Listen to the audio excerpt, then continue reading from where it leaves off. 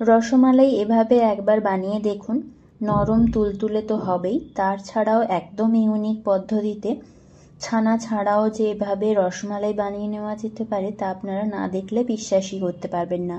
তার জন্য দেখুন 10 টাকার আমুল দুধের প্যাকেট নিয়েছি, আর 10 টাকার গুঁড়ো দুধ দিয়ে খুব সুন্দরভাবেই নরম তুলতুলে রসমালাই বানিয়ে নেওয়া যাবে। তার জন্য পুরো রেসিপিটি অবশ্যই ফলো করতে হবে।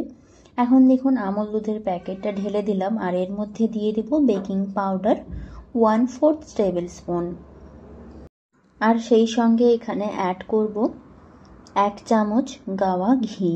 ঘিটা দিলে ফ্লেভারটা খুবই ভালো হবে। এখন ঘি আর বেকিং পাউডার আমুল দুধটা বেশ ভালোভাবে একসঙ্গে ম্যারিনেট করে নেব। এইভাবে প্রথমে শুকনো অবস্থায় ম্যারিনেট করে একটি সাইডে রেখে দেব। দেখুন বেশ ভালো মতো করে ম্যারিনেশনটা হয়ে গেছে।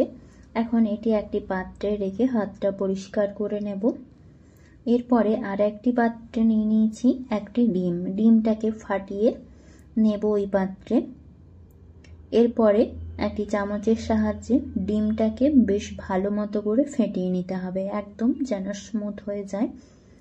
এভাবে একটি কাঁটা চামচ দিয়ে ভালোভাবে ম্যারিনেট করে নিচ্ছি। দেখুন ঠিক এরকমভাবেই ডিমটাকে বেশ ভালো মতো করে ফেটিয়ে নিতে হবে। আর আগে যে ওই আমুল দুধের শুকনো মিশ্রণটা রেডি করে রেখেছিলাম তার মধ্যে অল্প অল্প ডিমের ব্যাটার দিয়ে এভাবে মাখিয়ে নিতে হবে।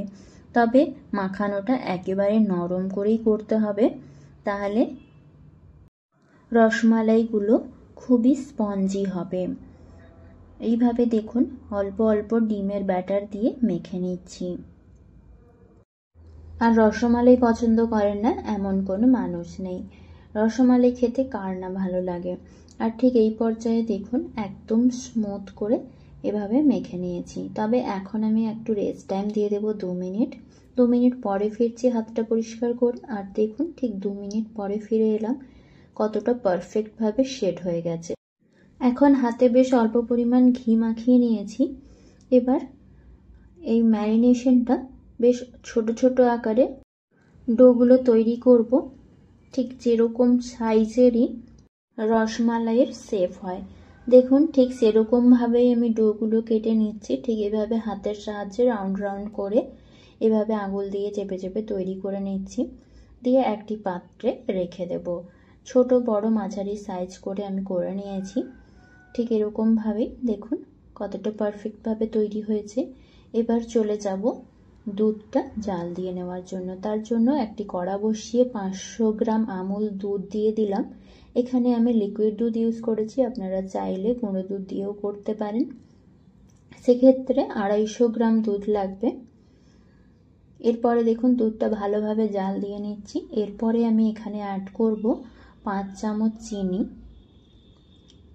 চিনিটা দিয়ে দেওয়ার পরে ভালোভাবে ম্যারিনেট করে চিনিটাকে মেল্ট করে নেব। এরপরে এখানে অ্যাড করব 3 থেকে 4টি এলাচের গুঁড়ো, এভাবে হাফ ক্রাশ করে নিয়েছি। দিয়ে ভালোভাবে জাল দিয়ে দুধটা মেরে নেব এভাবে। আর দুধটা যখনই ফুটতে শুরু করবে তখনই আমি এই যে দুধমালাইয়ের জন্য যে ডোটা তৈরি করে রেখেছি সেগুলো দিয়ে দেব।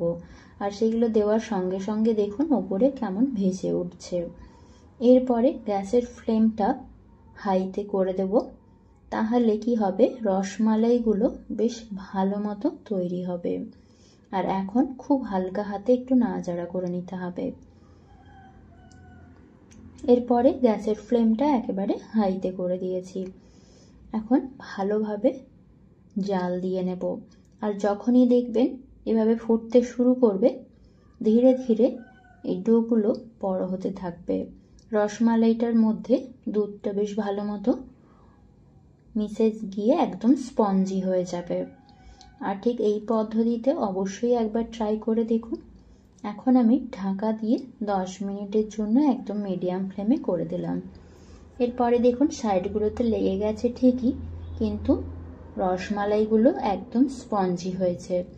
তবে দুধের ঘনত্বটা আরও বেশ কিছুটা সময় নিয়ে আমি এভাবে তৈরি করে নিয়েছি। রসমালাইয়ের দুধটা একেবারে ঘন না হলেও রসমালাই ভালো লাগে না।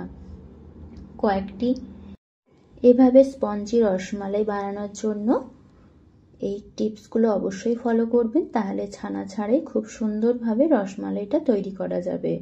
আর দেখুন কতটা পারফেক্টভাবে রসমালাইগুলো তৈরি হয়েছে। বেশ কয়েকটি হাফ টুকরোও হয়ে গেছে ঠিকই, কিন্তু বেশ সুন্দর হয়েছে। ঠিক এইভাবেই বাড়ির সবাইকে সার্ভ করুন। ধন্যবাদ সবাইকে।